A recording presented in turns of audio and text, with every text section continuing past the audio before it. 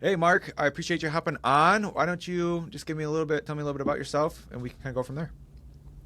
Yeah, man. Thanks for having me. My name is Marc Davis. I am the owner of Alchemy Counseling. It is a private psychotherapy practice based in Long Island, New York. I specialize mainly in treating uh, adolescents to young professionals, like 15 to 30, dealing with depression, anxiety, and especially with suicidal ideation. That is where the majority of my specialization and training really comes from. For sure, for sure. And I know you and I have talked extensively for the last few months. I know we've got to know each other quite well. But one thing I actually don't think I know is what's your origin story? How'd you get started in all this? In being a therapist. Yeah, yeah. Like, what was your call to action to, you know, make you want to pursue mental health counseling and everything like that? Oh boy, man, this is gonna be a long story. I hope you're ready for this. I Strap mean, in. sure, sure. Give me a TLDR if you want, whatever you're comfortable with. Yeah. So TLDR is family is a bunch of helpers. My mom's a teacher. Both my sisters are social workers. My brother is a nurse. I wanted to obviously also go into that helping field. I felt a calling with psychology, but I already had two sisters that were social workers, so I'm like, I don't want to be a social. I'm not another one. I want to forge my own path. So I tried to go for a doctorate. Didn't get accepted into those, but I did get accepted into a master's program of mental health counseling, which is another kind of master's for psychotherapy, and so that's how I became a licensed mental health counselor. That's the TLDR. Nice, nice. Any tidbits you want to add to that to make it not so TLDR? Yeah, sure. So to make it a little bit less, so I have a friend he is brilliant. He's a genius, and he really likes physics. And his reasoning for it is because physics pretty much explains everything about the natural world. And I feel that way with psychology. Is that when you study it and you understand it, you understand most, if not everything, about humans. Hmm. And I've always had a fascination with the unknown, so to speak, or things that are like not tangible. So like when I was a kid, I loved Egyptian and Greek and Roman mythology, Norse mythology. I love that stuff. And so the closest thing to it feels weird to call it mythology, but like the closest thing to that kind of abstractness where there's a story and understanding and you can understand it, Hmm. but it's not something physical necessarily like medicine per se or physics is psychology and psychotherapy and the huge impacts that can have. It's a great marrying of science and which is physical and the non-physical of mythology, but also of something like the mind, which you can't see it on a scan, and so that is where a lot of that came from. Right, right. A lot of what they would call softer science. Yeah, so exactly, it's not neurology, which focuses on the brain. It's psychology, which focuses on the mind. Something that's not it's not a physical organ. Hmm. Sure. No, I like that a lot. I like how you were. I've never heard it equated to or compared to like a mythology, but there's a lot of, at least in my mind, there's a lot of reading between the lines, like interpreting what people are Yes. saying, a lot of nonverbal cues, and obviously you do a lot of that one on one, but I'm sure you can probably pick that up even in text based communication if you were to. No, 100%. And it is that reading between the lines, but there's also, like I said, this it's also scientific. So it's reading between the lines within a framework. So much like say, let's bring in the D&D. I think that's actually a perfect comparison. Bring this early in with D&D. The sky's the limit, but there are limits. Hmm. And that's what I like about it. If it was just a free for all and there's no rules whatsoever, it's chaos and you got nothing there. So I like having a lot of freedom, but a lot of freedom within bounds. Sure, sure. Yeah, I like that. This doesn't tie it together, but going down the D&D route, I always say D&D is like playing make believes, but for adults, because when you're playing make believe as a kid, it is that free for all. You're constantly coming up with rules, constantly becoming the more and more powerful person, character, whatever you want to do. Like, oh, there's a dragon. Well, I can cast, I can shoot a fireball at them and shoot them out of the sky. But Right. but with D&D, there's a lot more structure, few rails you have to follow, and so again, that wasn't really to tie it in, but that was kind of a side tangent on why I like No, but D&D. it and that's pretty much what brought me into this is, yes, there's a lot of interpretation, but like I said, there are those boundaries. There are those, okay, you can't just think that, oh, this is related to something that has nothing to do with that at all. Like, it has to make sense. There has to be a connective tissue. Right, right. And we talked about that connected tissue, and it could be like past experiences, both that what they've been Mm-hmm. through, and you can even read between the Yes. lines of saying, they said this particular thing. Normally, in my experience, this leads to something that happened in their past, and then you can ask them guiding questions to get them to open up about that. Yeah, and you see that a lot. Like, oh, you say you can't do that. Well, I mean, what makes you say you can't? And then you can go down a rabbit hole from there, and you can learn a lot from the patient, and in ways a lot about yourself too. But it's really those things that non-trained people who are not clinicians, lay people, they don't see it because they're not trained to, understandably. And when you finally point that out to a patient, it's like, oh wow, this has opened up a whole world, like something I've never even thought of. I say a lot of times to my patients when I say something that makes them think, I'm like, this is my favorite sound. Pensive silence is my favorite sound. Yeah, where most people are uncomfortable. Well, it's not even a matter of uncomfortable. It's more a matter of I like them thinking, and I like them having to grapple with something that they've never touched on before. They never even knew it existed. Sure. No, when I meant just silence, most people aren't comfortable sitting in silence. So or I say for me personally, I'm not going to put words in your mouth, but me, especially when I'm on calls with prospective clients, and I'm in the process of taking them through, consultation, I have to actively not talk. And so I am like, if I say something and I wait like 1 second, they don't respond, it takes a lot out of me to not either add in a filler word like, how you feeling, blah, that type of stuff. But like you said, you have to let them sit. You can't ask a question and not try to get a response out of somebody. And so people will ask a question, wait a couple seconds, and if they don't respond or they're thinking, then they will either change paths, expand on the question a little bit more, and completely diverge them off that train of thought that they were on. And that's something that I struggle with. You're exactly right. Yeah. Well, yeah. So that's kind of what separates a therapist from, say, a friend. In that, yes, a friend is listening, a friend wants to be there for you, but a friend isn't trained. And a large part of that training is a skill that's really not that hard to learn, but it is the basis behind everything, is most people are waiting just for their turn to speak. They're listening passively. Therapists are actively listening. And so that's the major difference there. So that's why, when it comes, that's silence, it's awkward. That's another difference, is that silence can either be awkward, or in our case, it could be clinical. And the big difference between them is with awkward silence, it's just, well, this is weird. I don't know why this is happening. There's no real reason for it.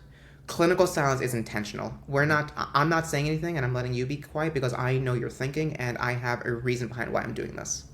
Sure. Yeah, absolutely. Sorry, you froze for a second. I wasn't sure if that was me. I'm sorry, did you catch the last part? Yeah, no, I heard you. Your screen just froze. Okay, good. No worries. No, I see a lot of similarities, and I know we talked about this to where I said it in kind of more of a sales way. I try to really not talk.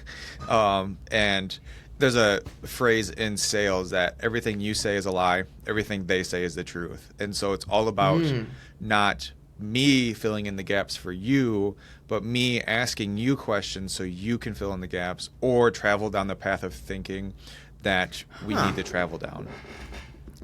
It's so funny you say that, because have you ever heard of a SOAP note? No, I don't think so. Not by name, at least.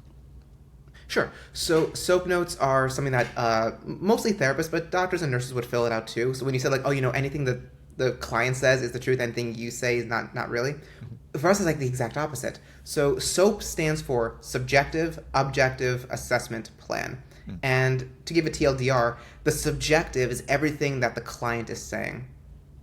Or it could even be, just anything that they're saying. So it'd be like, I felt angry. Or I didn't like when my friend did this. Anything that they're saying, that's subjective.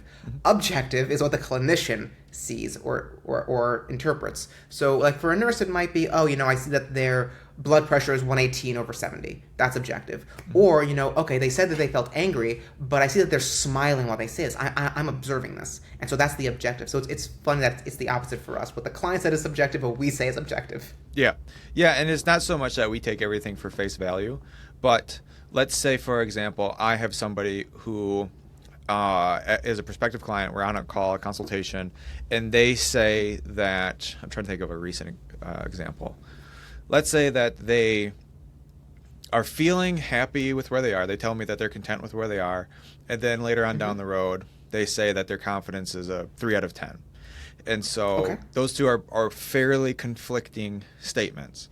And so what I can do is saying, Mm-hmm. well, if you're a 3 out of 10, then clearly you're not happy, right? Confrontational, open up, or brings up the barriers, brings up the defenses, and we're gonna Mm-hmm. A, lost a sale, boom, that's out the window, and B, they are gonna butt heads with me. And so instead, I can say Mm-hmm. something like, a 3 out of 10, you're really operating at 30% the confidence that you should be. Does that have any spillover in other aspects of life? And then we can follow down that route. And then I can be like, well, earlier you said you were content with where you are, but now I'm catching that might not be the case. Am I completely off base on saying that? And so asking the questions to lead them down the road, rather than me telling them, you're not. You said you're content, but you're not content. Does that make sense? That's active listening. Yeah. That's what a lot of sales is. A lot of people think salesmen are sharks. The whole used car salesman cliche, but a lot of good, authentic, moral sales are really just a conversation to get them from point A to point B, and if you're the proper vehicle to make that happen.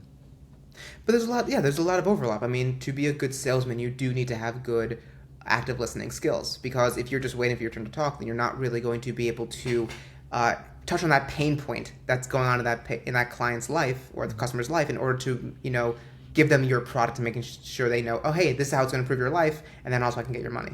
Yeah, exactly. And I mean, it's all about, because a lot of what I do is like change behavior psychology, right? And so there's a lot of reading between That's wild. the lines. So do I. Yeah, what's that? That's wild. So do I. Yeah, exactly. And so there's a lot of reading between the lines. And if I'm working with a client, I might be able to challenge their way of thinking just a little bit more rather than questioning. Mm-hmm. But like, let's say, for example, I'm working with somebody, and Mm-hmm. I say, this example might resonate with you. I'm saying we need to, based on what you're saying, what your goals are, we need to lower your calories and increase your protein. And you can be like, okay, that sounds good. I'm going to be like, okay, there's hesitation there. Clearly, talk to me about what's going on. And then instead of saying they said yes, let's just do it, we can talk about where the hesitations lie. And that might not be the appropriate steps. We might need to take like a middle step of adjusting protein or calories, but not both, if that makes sense. So that does resonate with me, not just personally, because I'm trying to my protein goals, my calorie goals, but also in the same way when I have patients and we try to come up with a solution or a strategy, and even whether or not there's hesitation, if they say immediately, yeah, that sounds good, I always say, okay, whoa, that was way too quick. Mm-hmm. I want you to walk me through what this looks like day to day in your mind, because I want to make sure we're on the same page here. Yeah. And I do that a lot with my clients, to where, let's say, for example, going down the protein route, we say, we both agree mutually that we need to increase our protein. And you could be like, awesome, cool, sounds good. I'm like, okay, how? How are we going to do that? And you could be like, well, I happen to have a carton of egg whites in my fridge, and I can make a protein or egg white omelet. We laugh because we had this conversation. Where are you getting these it's very specific examples from, Jordan? Yeah, for those of us who don't know, Mark is a client of mine, and he's doing very well. And so, like you said, yes, cool, how are we going to make that happen? Because we need to figure out a plan. And I think a lot of coaches stop there. They're like, we need to increase your protein, and you could be like, awesome, sounds good, and then boom, end the conversation. And then you're left with a goal and kind of your plan A, like, I know where I am now, or point A, I'm sorry, I know where I am now. I know where I need my protein goal to be. I don't know how to get there. And so we kind of use a roadmap to navigate on how to increase protein. Just for one small example for that. Yeah, I mean, the term we use, we call it treatment planning. Goals, and then we have 3 objectives for each goal. It's basically the same thing, just in a different, a different form, so to speak. Yeah, exactly. And like you said, it's probably follows a very similar structure, similar framework in general.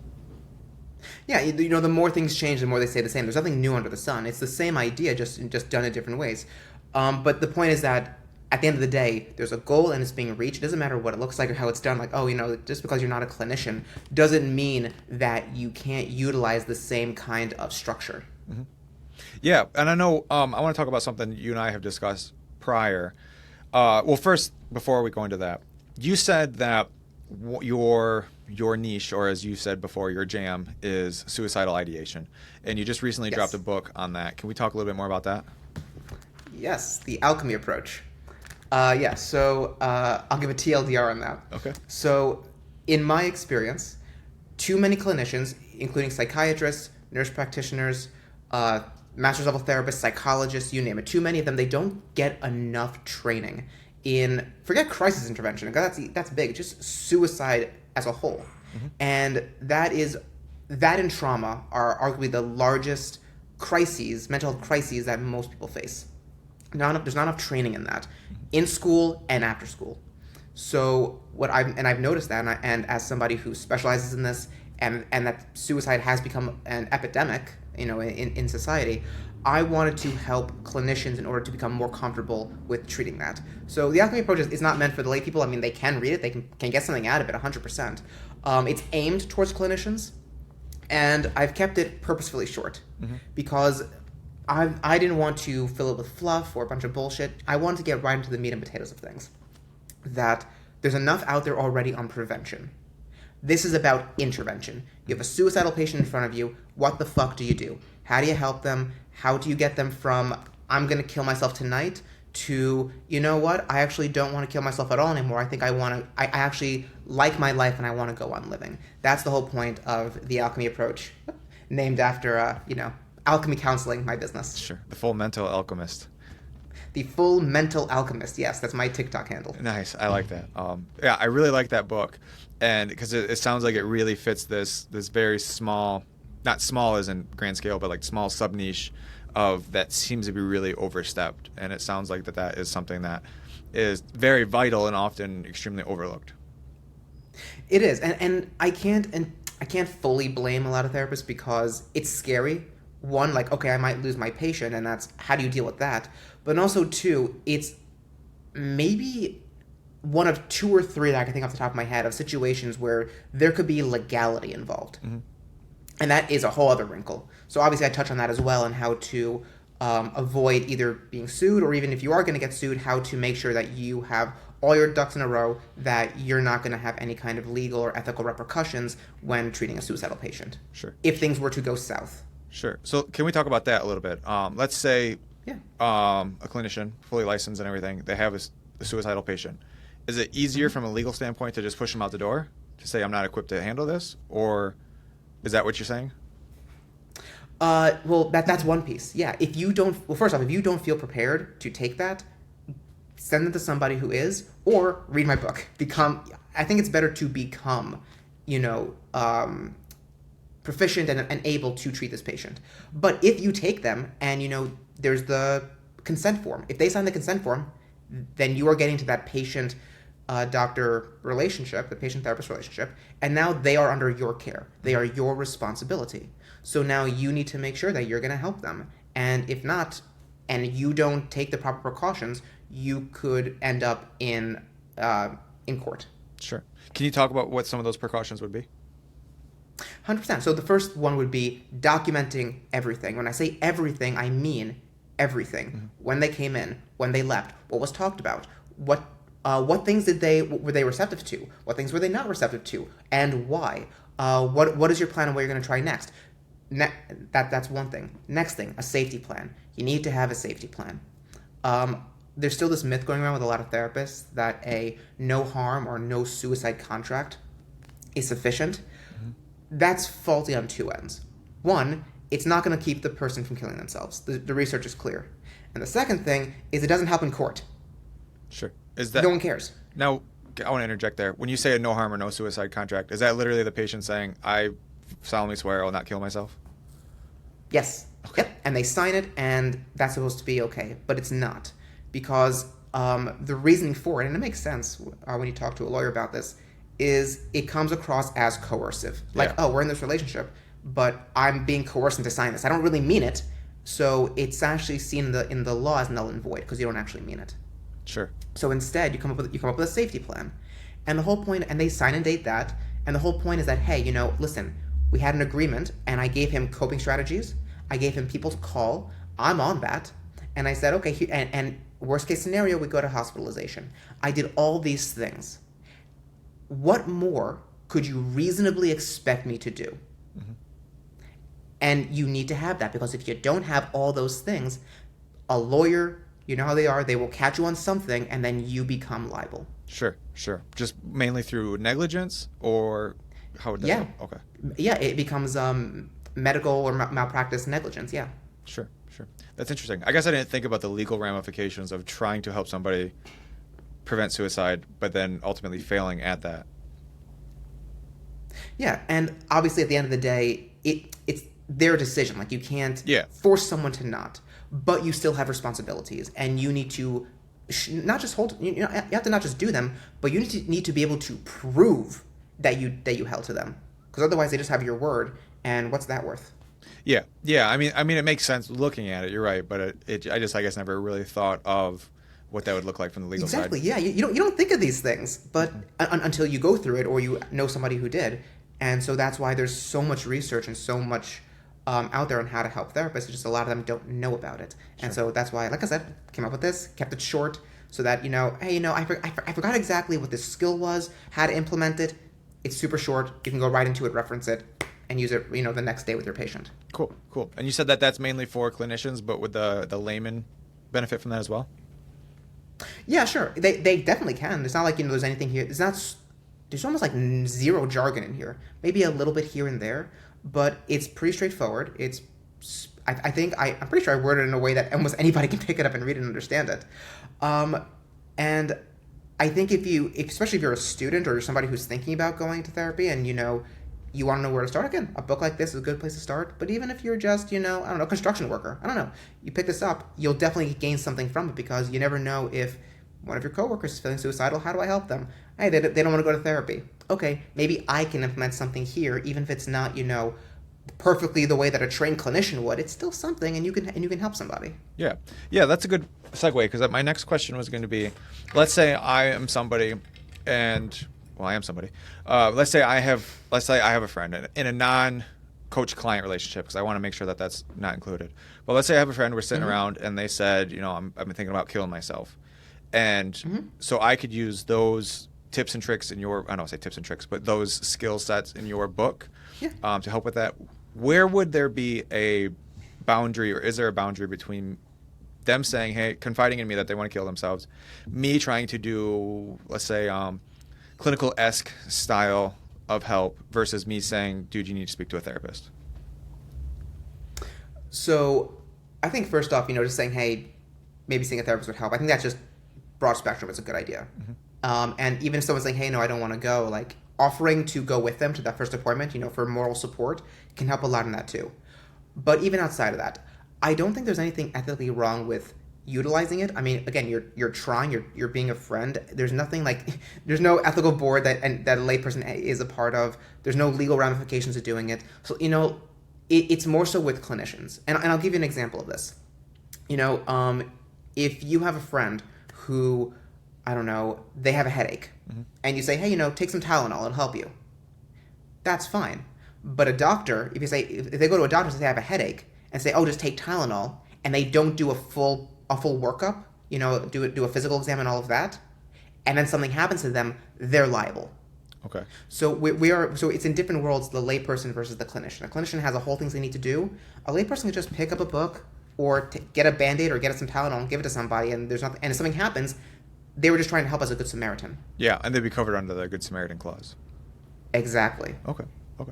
So overall, that would be a good approach. That your book would be good for pretty much anybody. 100%. Yes, like I said, it's good for anybody. Clinicians would get the most out of it because they would have they have the foundation already to have this build off of. But yeah, anybody can pick this up, read it, get something from it, and be able to use it if they ever feel that somebody or know somebody that's suicidal and how to help them. Nice, good, that's awesome. How long have you been in practice? Okay, wow. So my private practice, I've been in private practice since the pandemic. Actually, it's a funny little story about that. So the pandemic, it hit a lot of people, a lot of them hard, and I fully understand that, and I fully appreciate that. I can understand the difficulty that it did, and that's why it feels weird for me to say, but it's true that the pandemic was one of the best things that ever happened to me, business-wise, because it allowed me to leave the clinic I was working at and open my business, because I didn't have to spend money on looking for and hope to be able to afford an office. I was able to do it virtually because everyone was doing it virtually because we were all home. So I've been there ever since the pandemic, just to answer your question. So it's been about 3-4 years at this point. Wow, it's been 4 years. Holy shit. I know, time flies, holy shit. And I've been doing therapy overall as a licensed clinician since 2019, and I've been doing counseling in general even before going to grad school since 2015. Okay, nice, nice, good. I'm glad you said that because I was going to ask about the pandemic, but I want to segue real quick. I also felt like the pandemic was very beneficial. Like I really benefited from it because I had just graduated college just under a year prior. I graduated on Star Wars Day, May the 4th, 2019. And so, Hey. yeah, so for that whole essentially year, I was looking for jobs. I wanted to be an in-person high school strength conditioning coach. And a lot of people, or there were very, very, very few options available for me in Michigan. And so I was essentially emailing all sorts of schools around me saying, hey, you should start this position for me. I have virtually no experience, but I still think you should hire me. And so I spent like a whole year with doing that. And then the pandemic happened. Obviously closed all those doors, but it opened up the big door of online coaching, which was something I was like dipping my toe in. And all honesty, I haven't looked back since. And so it was very beneficial for me. And like you said, it really opened up the world to what online can do for a lot of different sectors, not just the health and fitness and the mental health side of things. It's huge. I never asked you, how long have you been in business? Phoenix Performance Coaching just celebrated its 1 year anniversary 2 weeks Hey, ago. Mazel Tov. Yeah. So I quit my job a year ago. I was actually tax day. I quit my job April 15th to start this business, or I quit my job April 14th to start on April 15th. Is essentially what happened. And so that actually happened to be the 111th anniversary of the Titanic sinking. So I made the joke that I was going to sink my career. And so, yes, Phoenix Performance has been around for a year.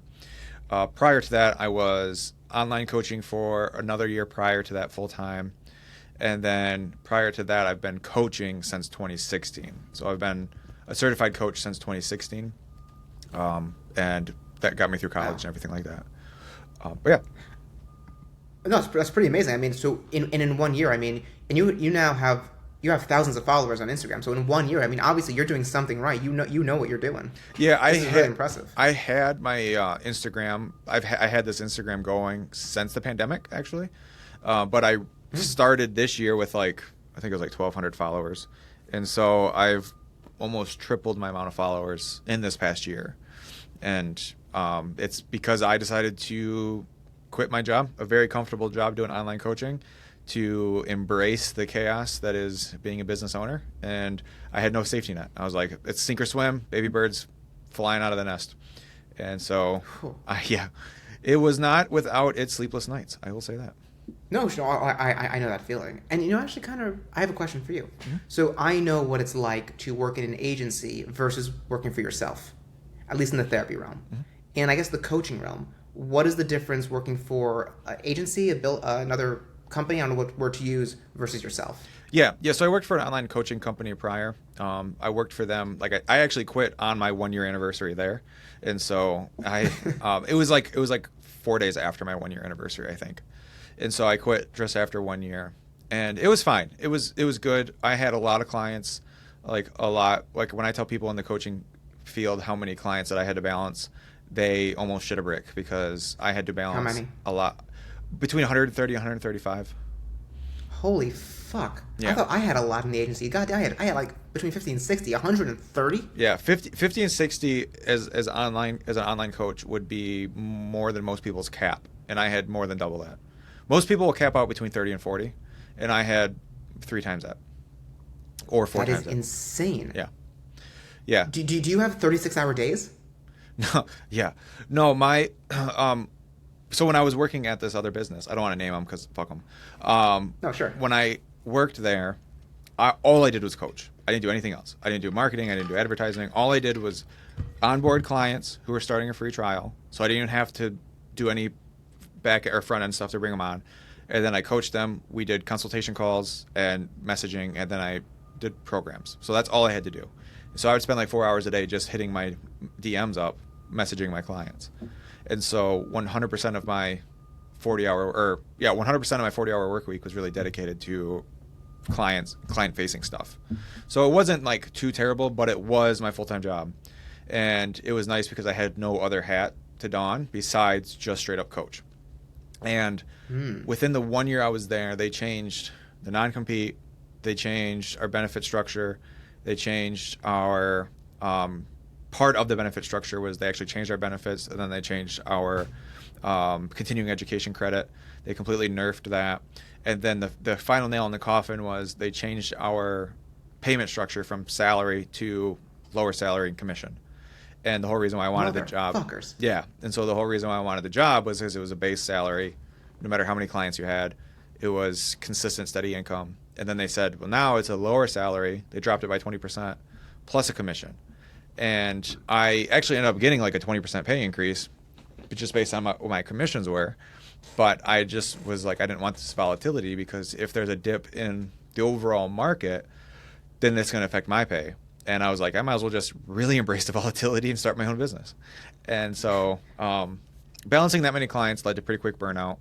And so I quit my job. I gave them like a month and a half notice. Like I didn't just completely cut ties, but I quit and I started Phoenix Performance Coaching.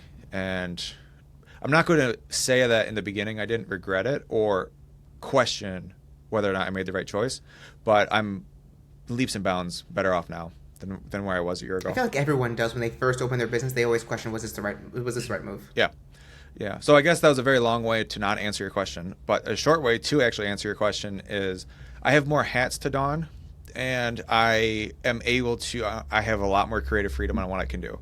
And so last week I did the Fitness Odyssey, which was a free 1 week challenge for anybody who wanted to join who are non-clients. I hosted a webinar for all to join, and then I'm going to post that webinar next, probably Tuesday or Wednesday of this week. And so I'm able to do stuff like that. I can really obviously Phoenix Performance Coaching is all about tabletop gaming and stuff like that. And that's all stuff that I couldn't do prior. And they wanted you to be your personality as long as it fit kind of within this box. And so the really only big change that we could do is change our bio to saying, I like Dungeons and Dragons. And that brought in people for me. Like that brought, because they could pick their coach. Yeah. People came to me. And so I'm like, I could easily lean into this a lot more. And so I did, and I am. And so that was ultimately the difference, is I have a lot more responsibilities. Yeah, you just got to be you, just corporate approved you. Yeah, and that's pretty much what it was. All of our chats were monitored by multiple people, and the calls weren't unless they were recorded. And so there were a lot of hats, and it was a ever-growing company because it was a really small company, hence why they made all the changes. They didn't do it to just kind of like screw us over, but they did it because it was for the sake of the business, which is not what I signed up for a year prior. And so I was like, okay, we're cutting ties, try to end off as friends. And they left a bad taste in my mouth when I did leave, but that was partially because I did everything I could to make sure all my clients were set up, and then they kind of just pushed me to the side, and then they forced everyone to switch coaches like within 2 days before I actually was done. So for the last day, I had nothing to do, so I kind of ended my time there a day early, which kind of pissed me off. It seemed like that they didn't care about me, so they just pushed me out the door. But it is what it is. No, I totally get that. I mean, listen, I work for an agency too, or a company, and I definitely get what it feels like to be just like a cog in the machine. Yeah, that's very much what I felt like. I have a feeling you can resonate with that. Yeah, and it was funny, well, inadvertently funny, because when you are a coaching platform, your coaches are the money makers, right? They had a development team. They created their own app, so they had a lot of engineers, and they had a lot of back-end stuff. They had social media people. They had a lot of people that were not generating the money. The coaches were. And so they had a tighter thumb on the pulse for the coaches because we were the money makers, and it was obvious, I'll say that. It was very felt that we were under more pressure because we were the workhorses making the money, and to not only pay for ourselves, obviously, but also pay for the back end people. And so I mean, if obviously the answer is how I would feel comfortable, because I'm very curious, because I know that we were poorly underpaid. I'm curious if yourself and the other coaches were also, given what you guys were doing and the scale and all of that, if you guys were also poorly underpaid. I don't think so. So I thought we were appropriately paid, and it was, like I said, it was a fairly comfortable position because it was my 9 to 5, create your own schedule. You could definitely do that, and I could work from wherever, even though I never did. I always worked from my office. And so I would say it's very comfortable in that sense. I'm not going to make it seem like it was just corporate America, bleed me dry. But I felt like toward the end, they kept trying to get a little bit more out of you, a little bit more out of you, a little bit more out of you.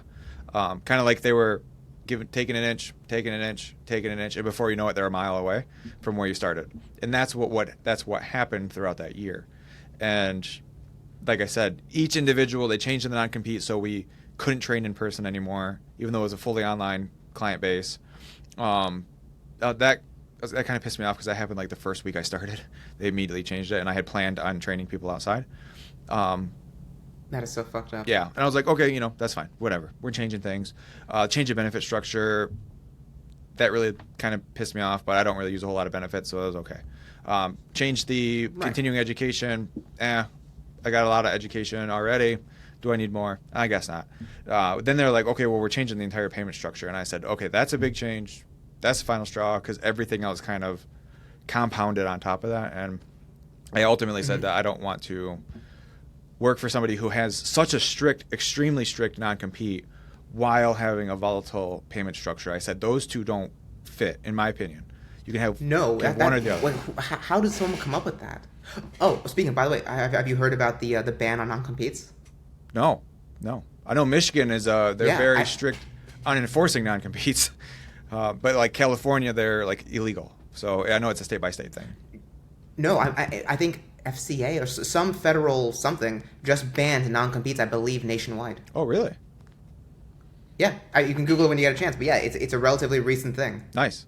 I know, right? It's a long time coming. Yeah, right. Yeah, exactly. My non-compete was 12 months surviving afterward, which was up 2 weeks ago. So I'm no longer under it, but there was some tricky waters I had to navigate through this past year. I know. I mean, it's also not just agencies that do that. I know a lot of group practices also say have therapists, and then when those therapists want to leave and do their own therapy with their own practices, there's also non-compete clauses. Not just, hey, you can't be in the same area, but also like you can't take your clients with you. Yeah. So I'm wondering how this new ban is actually going to affect that. I actually have to look into that. That's a very interesting thing I just thought of now. Yeah, and that right there sucks because that was something I couldn't do as a coach. But coach-client relationship, minimally important. But when you have a mental health counselor or a therapist that you really relate with, that quite literally saving your life at times, that relationship is very important. And then for them to say this person is leaving to better their lives, better their business, better their career, but you can't follow them because you're tied to us as the agency and not you, Mark, as the counselor, then I can easily see how that would leave a bad taste in the client's mouth. 1,000,000%. And you see it a lot. I mean, there's a lot of times they just won't care. They say, okay, I'm going to terminate with this place, and I'm going to go work with them anyway. And I just won't tell you. And they have no way, thankfully, they have no way of finding out. But that these practices even have that clause in the first place, and it's not an uncommon thing, unfortunately, it leaves a bad taste in my mouth. Like, listen, what also leaves a bad taste in my mouth is that when we're doing our practicums and our internships in grad school to get get that experience, we're not paid. We are doing therapy, and we're making money for the agency, for the practice, whatever, but we don't see a cent because we're getting paid in credits. Yeah. I had to do a 480-hour unpaid internship that I had to move and drive an hour one way to do. It's so dumb. Yeah. I don't know how this is still. I don't get that. That must be next on the docket. That you cannot have somebody working doing anything for free. There has to be some kind of, even if it's only, it could be $10 a session. Fine. They should be getting something. Yeah. Besides credits that you are also paying for. Besides credits. Which, by the way, yeah, you're paying for the credits. I'm not working for the credits. I'm paying for it. What the fuck? Yeah, that was what mine was. It was in the summer, 3 months, 40 hours a week I had to do, unpaid. I had to move in with my aunt for those 3 months while still paying rent at my previous place. Luckily, my aunt didn't charge me or anything like that, and she helped me with food and stuff. But I had a 45-minute to an hour and a half commute one way to that place that I had to go to 5 days a week. And all of that was unpaid, and it was a very toxic environment, talking about toxic masculinity, which we can talk about next. Sure. It was like the definition of that, and not like Andrew Tate style, but it was just like a horrible experience because it was mentally demanding because of learning by essentially drinking from a fire hose. It was emotionally demanding because I was away from everybody and working this very high intense job. And it was very physically demanding because it was a strength conditioning and a sports performance facility. And so as the interns, you are quite the bitches. And so you got to do all the stuff, cleaning, all of that, while the coaches just kind of stand there and bark orders. And I learned a lot, absolutely. And I also learned about what I don't want in a workforce. And so there was, to completely hijack this point, my internship I was like with 30 different interns, and I was one of 4 people that they offered a job to, and I'm pretty sure all 4 of us declined. So like that's how that should tell them something. Yeah, and the job was for like $10 an hour. I'm like, get the fuck out of here. So fuck off. Yeah, and you're having to come in and like, it was like they would do 9-hour shifts with an unscheduled break, so you had to figure out when you could take a break. But for us, our shifts varied a lot because, well, we were free labor, and so as long as I got my 40 hours, I get that. I mean, it's so dumb. I'm not trying to rob you. I'm trying to commiserate with you on this too. Like even when I was, I swear to God, I'm not. When I graduated, right, and I got my first job with this agency. Do you know how much they pay for a client? For someone who just got out of grad school, 4 years undergrad, 2 years grad, how much they pay per client? Ooh, I can't imagine. Guess how much is paid per client? How much a client has to pay the agency? No. So it was a Medicaid. Much they pay the agency? Okay. Yes, how much we were paid as therapists? Yes. Per client, per session? Per client. Do you get paid per session? Yeah. Okay. Man, my scale I probably do not have an accurate scale on this. I want to say. Guess. $70 a session. 25. Oh, jeez. Damn. 25 a session. Yeah. And so that's part of the reason why we had to have 50 to 60 patients just to be able to live. Yeah. It's insane. And like, yeah, as you know, when you get licensed and every year you get anywhere between 50 cent to $2 pay bump. And even beyond that, like, so a lot of these clients didn't speak English, so they were Spanish speaking. So if you had a session that was Spanish speaking, you got an extra 50 cents for that session. Nice. For being able to speak Spanish well. You can't make this shit up. So I get how you feel, when you guys all wanted to decline that because it felt so exploitative. Mm-hmm. I felt exploited. That's why I wanted to get out of there as soon as I fucking could. So when the pandemic came and I got the opportunity, I was like, bitch, bye. Yeah, exactly. I don't feel safe here. I'm out. Yeah, like I don't feel appreciated here. I'm not paid well. Yeah. I have my license. I can start my own business. What do I need y'all for? Yeah, exactly. And when I was, like I said, the year prior to the pandemic, which was the year after I graduated, I was looking for all these jobs. I was working at a local YMCA. So I had just graduated with a master's degree, and I got a job at the local YMCA working part-time for minimum wage. I was not in a happy position. And so when we got laid off... What was minimum wage at the time when you did this? What was minimum wage? I was getting paid $9.65, $9.80, something like that. Okay, yeah. And so I was not a happy camper at all.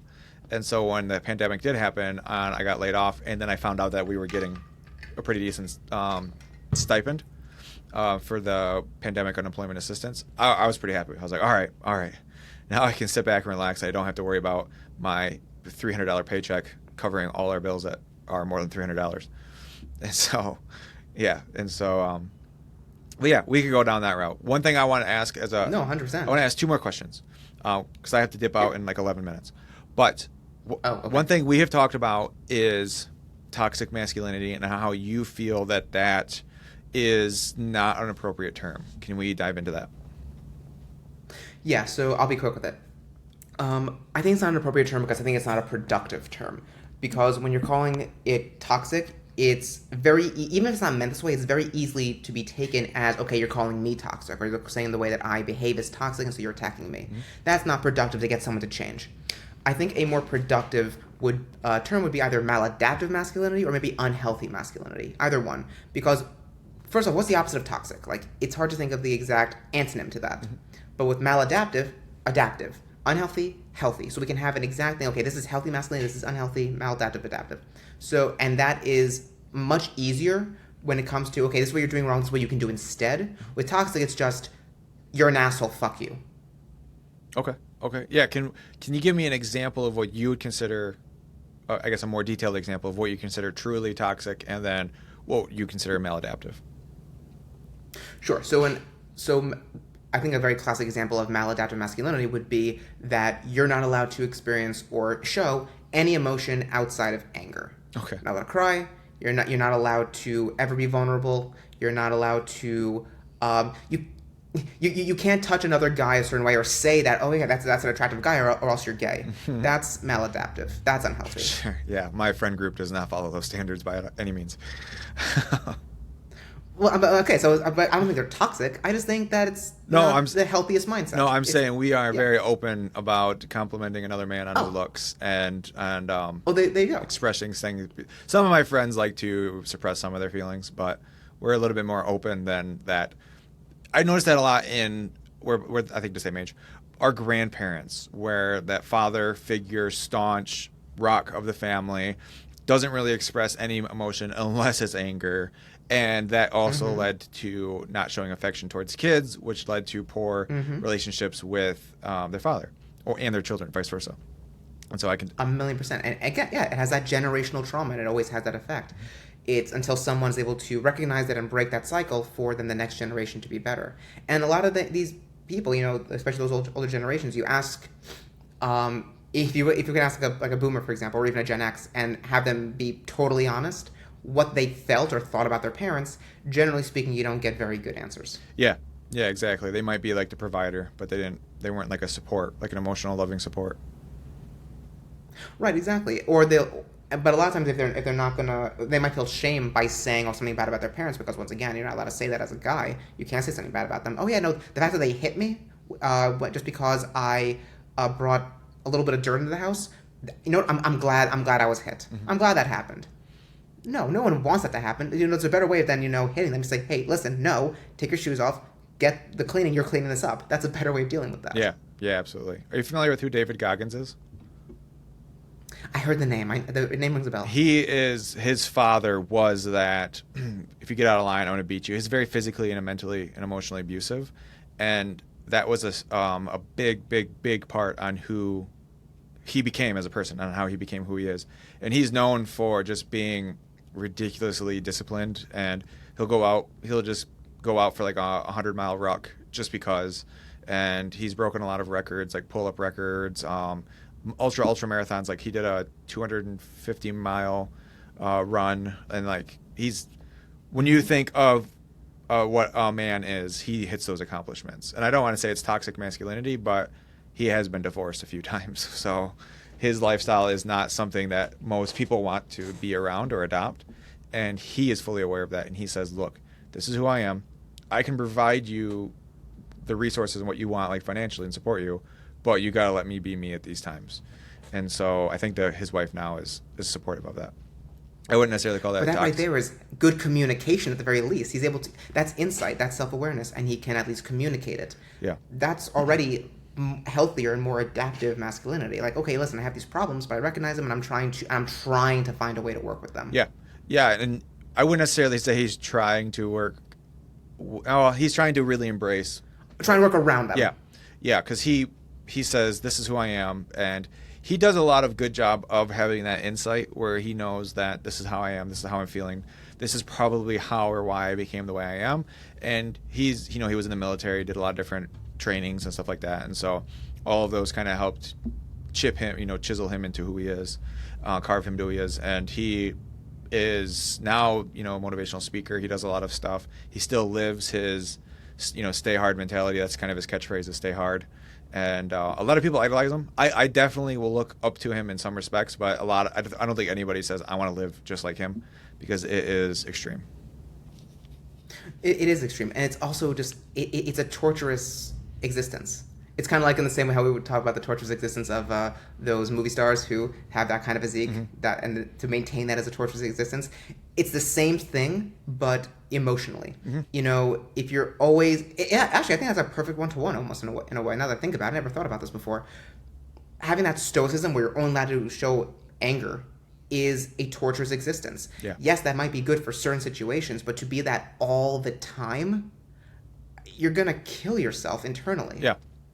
Yeah, absolutely. Absolutely. There's no way you're content. There's no way you're happy. Yeah, and that was a big thing. People ask him, "Are you happy?" And he says happiness is a really hard word to define, and he kind of diverts the question sometimes, but I think he is probably more content doing what he's doing than if he were to try to live somebody else's lifestyle. Which is fine. So obviously he defines himself more by his work than his relationships. Yeah. Which, listen, if that works for him, that's totally fine, but that is more the exception than the rule. Yeah, I agree.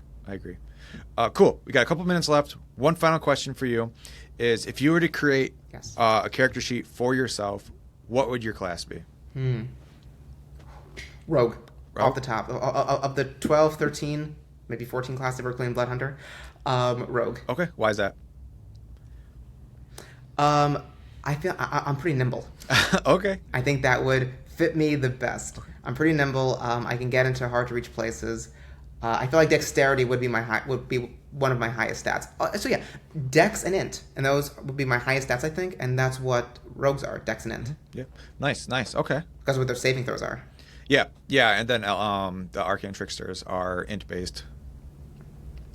Int-based spellcasters. Specifically, yeah. So if I had to choose a subclass, can I have like 3 seconds to think on it? I'll be quick. Yep.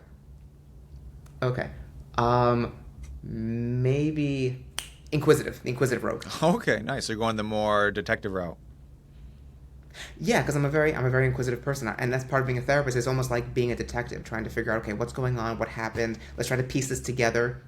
So yeah, so I would say nimble and very curious. So that's the intelligence aspect. Yeah, I think the Inquisitive Rogue would be me. Okay, I like it. I like it a lot, Mark. Well, hey, we've been talking for an hour. I really appreciate you hopping on. Maybe we can do another one of these soon. But why don't you give a quick drop on how people can get a hold of you? Yeah, no, 100%. So you can find me on Instagram, Alchemy Counseling, the full mental alchemist, or mental health alchemist, both of them on TikTok. You can also find my book, The Alchemy Approach.